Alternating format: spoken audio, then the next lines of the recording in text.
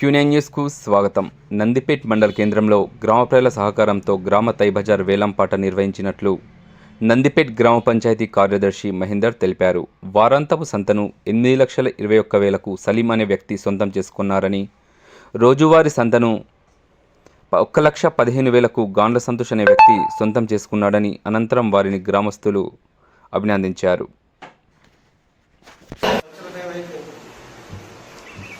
8,20,000 షేక్ సలీం రెండోసారి పోతుంది.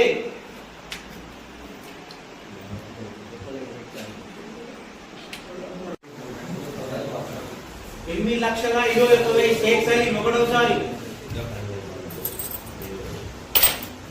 8,21,000 షేక్ సలీం రెండోసారి పోతుంది.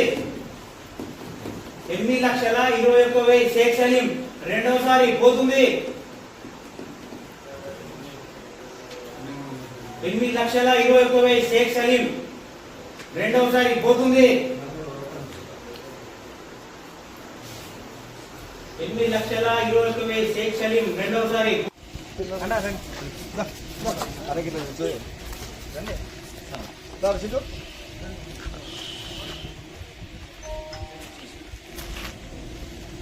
సంతనకు